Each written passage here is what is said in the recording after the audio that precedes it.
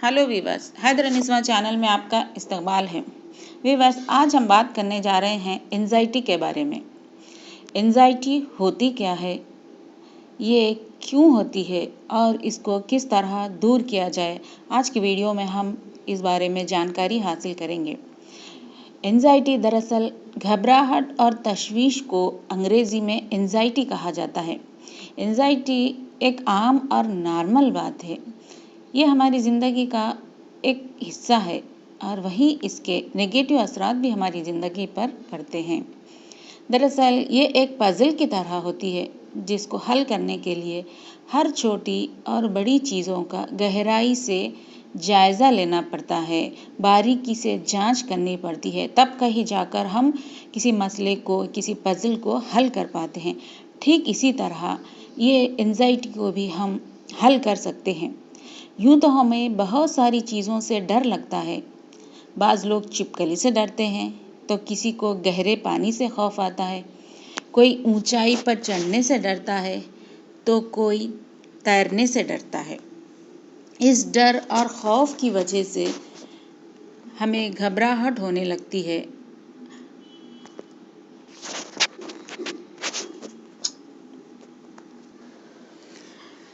हमें दो तरह की एंजाइटी होती है। एक एंजाइटी से तो हम भाग सकते हैं, लेकिन दूसरी किस्म की एंजाइटी से हम भाग नहीं सकते। इसको मैनेज करना पड़ता है, यानी बर्दाश्त करना पड़ता है। मिसाल के तौर पर जंगली जानवरों से हम खौफज़दा रहते हैं, हम उनसे डरते हैं। अगर कोई जानवर शेर, चीता, बबर या सांप वगैरह हमारे सामने आ जाए तो हम फ़ौरन घबराहट के मारे भाग जाते हैं। ये एक किस्म की एंजाइटी है जहाँ पर हम अपनी मर्जी से भाग सकते हैं ताकि अपनी जान बचा सकें।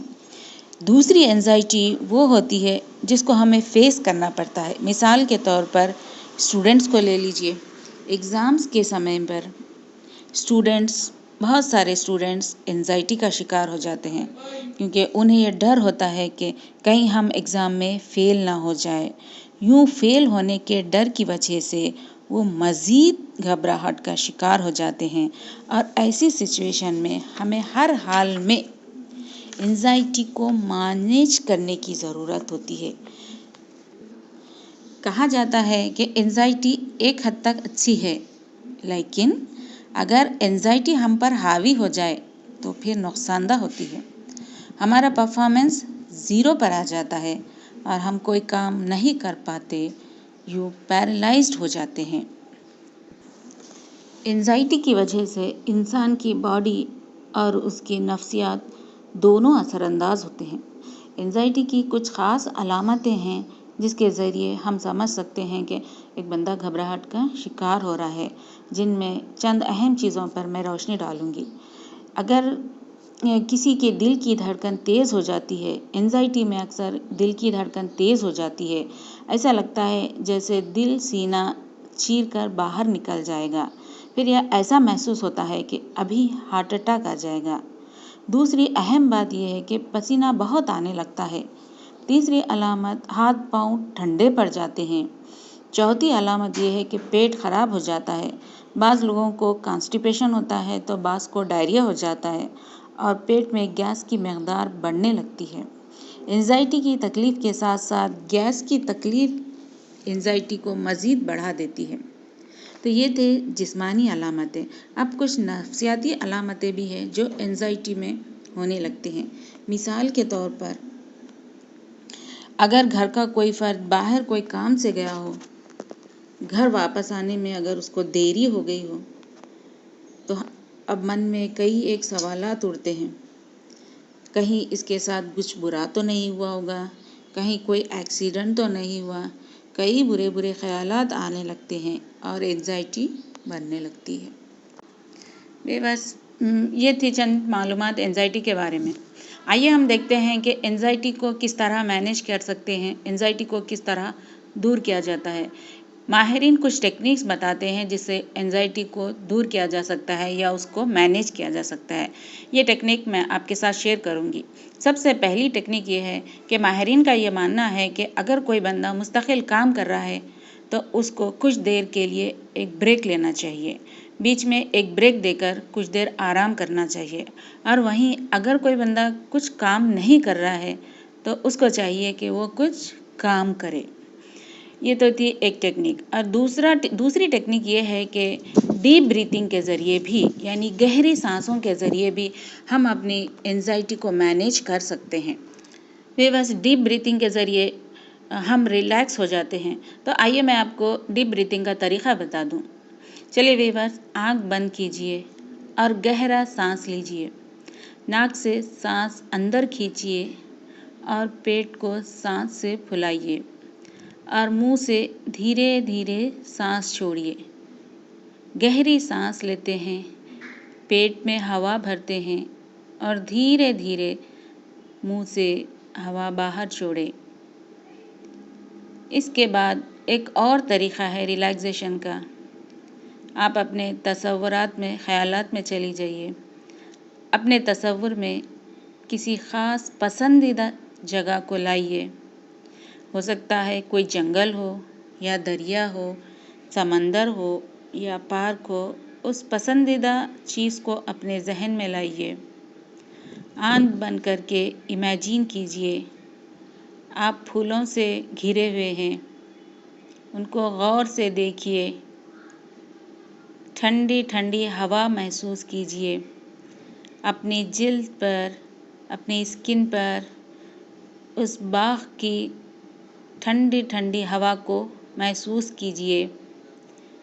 चिड़ियों की आवाज़ें सुनिए। तसव्वुर में फलों को देखिए, उनको टेस्ट कीजिए, उनका जायका महसूस कीजिए। अपने तसव्वुरात की इस टेक्निक से आप एंजाइटी को दूर कर सकते हैं। तीसरी अहम टेक्निक ये है कि कोई ना कोई वर्जिश या एक्सरसाइज ज़रूर करें। एक्सरसाइज की मदद से भी हम एंजाइटी को काबू करने में मददगार साबित हो सकता है। चौथी टेक्निक ये है कि सिगरेट नोशी को कम करें। अक्सर लोग खाना खाने के फ़ौरी बाद सिगरेट पीने लगते हैं। अगर खाने के फ़ौरी बाद सिगरेट पीने के बजाय उसे जितनी देर तक डिले कर सकते हैं करें तो बहुत फ़ायदा होगा। पांचवी अहम टेक्निक ये है कि चाय और कॉफ़ी का इस्तेमाल भी कम करें। जितना हो सकता है चाय और कॉफ़ी को अवॉइड करने की कोशिश करें। और छठवीं टेक्निक ये है कि डाइट का ख़ास ख्याल रखें। एंजाइटी के साथ पेट की बीमारियों का शिकार होना लाजमी होता है। बाज़ लोगों को कॉन्स्टिपेशन हो जाता है तो बाज़ लोगों को डायरिया हो जाता है। लिहाजा हेल्दी डाइट लेने की कोशिश करें ताकि गैस बढ़ने ना पाए। सातवीं अहम बात यह है कि सर का मसाज कराएं, बॉडी का मसाज कराएं, या फुल बॉडी हो या हाफ बॉडी, इसका मसाज कराने से एंजाइटी को कम करने में मदद मिलती है। एंजाइटी में कम से कम हफ्ते में एक बार मसाज ज़रूर कराइए। आठवीं बात, नींद की कमी की वजह से भी एंजाइटी होने लगती है। रात में सोने से 1 घंटा पहले, यानी रात 10 या 11 बजे के बाद कोई फ़ोन या लैपटॉप यानी किसी किस्म का कोई स्क्रीन इस्तेमाल ना करें। इसके बजाय कोई बुक पढ़ने लग जाएं तो कुछ देर बाद नींद आ जाती है। 9वीं टेक्निक ये है कि जब आप एंजाइटी महसूस करें तो अपने किसी दोस्त या सहेली से बातचीत करें। अगर वो आपकी बात समझने के काबिल है तो उनको अपनी परेशानी बताइए। अगर आपके जान पहचान में कोई ऐसा बंदा नहीं है जो आपको सही मशवरा दे सकता है तो आप किसी साइकोलॉजिस्ट या साइकियाट्रिस्ट से रुजू करें।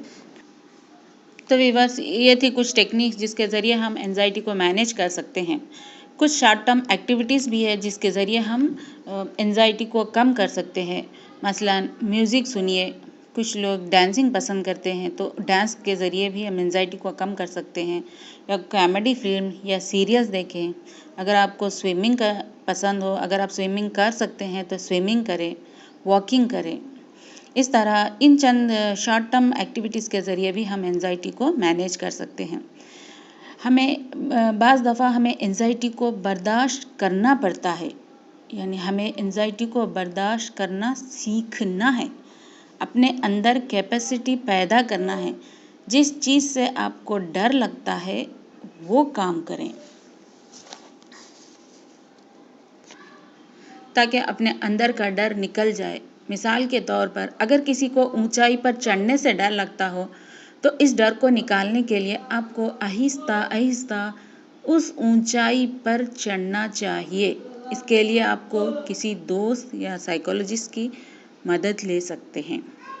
एक और चीज़, जैसा कि बाज़ लोगों को महफिल में जाने से डर लगता है, बाज़ लोगों को पब्लिक में बात करने से डर लगता है, किसी ख़ास बंदे से बात करने डर लगता है, तो ऐसे लोगों को चाहिए कि वो धीरे धीरे बात करने की कोशिश करें, धीरे धीरे कदम उठाइए और नतीजे को रिकॉर्ड करें और एनालिसिस करें कि धीरे धीरे एंजाइटी दूर हो रही है या नहीं। इस तरह के चंद टेक्निक्स की मदद से हम एंजाइटी को मैनेज कर सकते हैं और हेल्दी ज़िंदगी गुजार सकते हैं। अगर आप लोगों ने अभी तक मेरा चैनल सब्सक्राइब नहीं किया है तो आपसे गुजारिश है कि मेरे चैनल को सब्सक्राइब करें और बेल आइकॉन को ज़रूर दबाएं ताकि जब कभी नया वीडियो आए तो उसका नोटिफिकेशन आपको मिलता रहे। शुक्रिया वीवर्स।